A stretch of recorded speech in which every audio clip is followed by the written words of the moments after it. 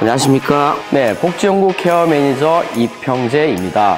오늘은 많은 분들이 궁금해 하시는 노인 장기 요양보험을 어떻게 이용하고 또 등급 신청하는 방법에 대해서 설명드리고자 합니다. 100세 인생 마스터.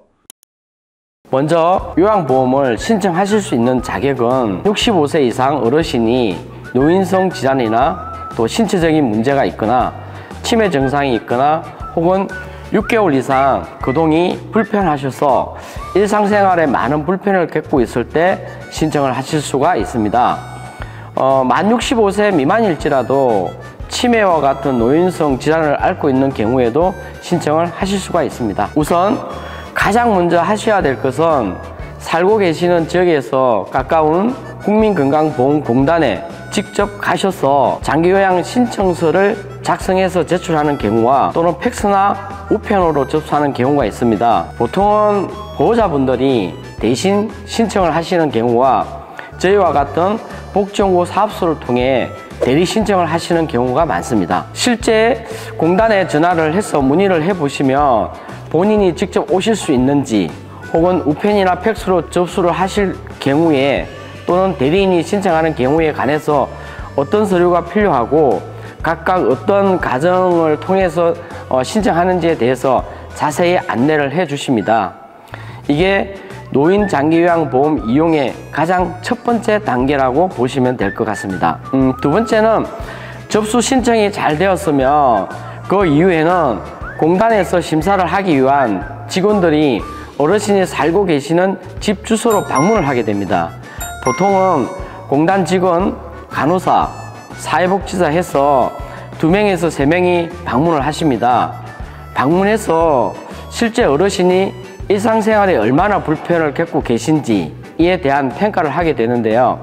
이때 정말 다양한 항목들을 가지고 평가를 하게 됩니다. 보통 의사가 병원에서 진료를 하는 것처럼 그런 진단을 한다기보다는 일상생활에서 어떤 종류의 불편을 어느 정도로 가지고 계시는지에 대해서 체크하는 과정이 필요합니다. 5개의 영역, 즉 신체기능, 인지기능, 행동변화, 간호처치, 재활 영역에서 52개 항목을 측정해서 점수를 산정합니다. 일단 신체 기능을 확인하는데 옷을 혼자서 잘 갈아입으실 수 있는지, 그리고 혼자서 식사를 챙겨 드실 수가 있는지, 화장실은 직접 걸어서 가실 수 있는지 등등을 체크합니다. 두 번째는 인지 기능과 행동 변화에 대한 체크를 하는데 지금 현재 얼마나 잘 기억을 하고 계시는지 등을 체크합니다. 예를 들어서 생일이 언제인지, 또 오늘이 며칠인지, 자녀분은 몇 명인지, 어르신 나이는 어떻게 되는지 등을 묻습니다. 또 숫자 개념에 대해서도 물어볼 수가 있습니다. 500원짜리 동전 5개면 얼마인가요? 등을 물어봅니다. 또한 예전에는 안 그랬던 분인데 감정의 기복이 심해졌는지, 또 물건을 자주 숨기거나 남을 의심하거나 공격적인 행동을 하시는지 등을 보호자분에게 질문을 하게 됩니다. 마지막으로 재활 영역과 간호처치 영역에 대한 조사를 합니다.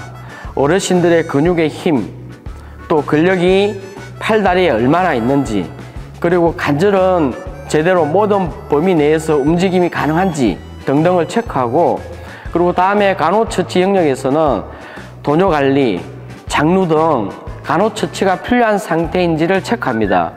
그래서 이 모든 정보를 일일이 다 점수화해서 장기요양 인정 점수라는 것을 내게 됩니다. 방문조사 이후에는 의사로부터 의사소견서를 받으셔야 되는데요. 보통 어르신들이 집 근처에 꾸준히 다니시던 병원에 가셔서 노인장기요양보험 신청에 필요한 의사소견서를 받으셔야 합니다.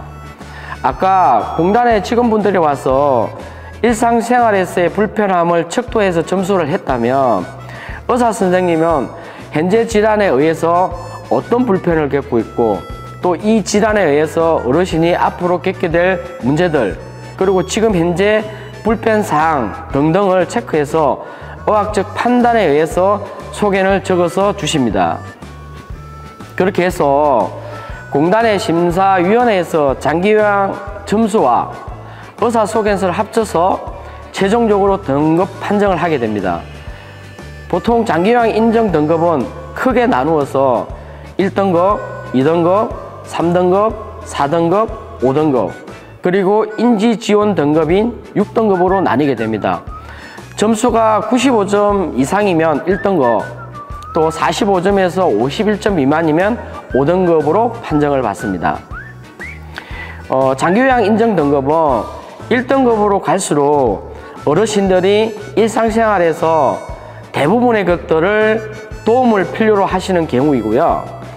5등급 인지지원 등급으로 갈수록 그 도움의 필요도가 점점 줄어드는 거라고 보시면 될 것 같습니다.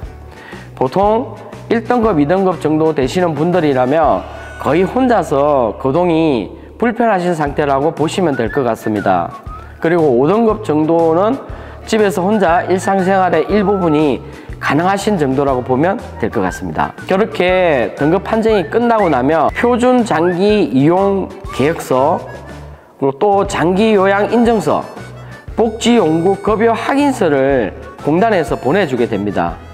그럼 그걸 가지고 어르신이 필요로 하는 서비스 중에서 방문 요양을 신청할지, 주간보호센터에 다니시는 것을 신청하실지, 아니면 요양원 같은 시설에 입소를 하실지, 아니면 집에 계시면서 복지연구 사용을 신청하실지 등을 결정하셔서 계약을 맺으시면 됩니다. 보통 집에서 계시면서 거동이 불편하시거나 또 요양원이나 요양병원에 입소를 하시기 전에는 집에서 필요한 복지연구 등이 필요할 수 있는데요. 그때는 저희 같은 복지연구 사업소와 계약을 맺고 이용을 하실 수가 있습니다. 요즘은 보호자분들께서 인터넷을 통해서 보셔가지고 제품을 선택한 후에 저희가 연락을 주시는 경우도 많습니다. 그런데 복지연구 제품이 2024년도 8월 말 기준으로 686개 제품이 등록되어 있다 보니까 보호자분들이 사실 어떤 것을 선택해야 할지를 모르는 경우도 많습니다. 그럴 때는 저희에게 연락 주시면 자세한 상담을 통해서 어르신들에게 꼭 필요한 제품을 추천해 드리니까 저희 같은 전문 복지연구 케어 매니저의 도움을 받는 것을 추천드립니다. 오늘은 장기요양보험 신청 방법에 대해서 알려드렸습니다. 다음에는 제가 장기요양 기간의 종류에 대해서 좀 자세하게 설명해 드리도록 하겠습니다. 감사합니다.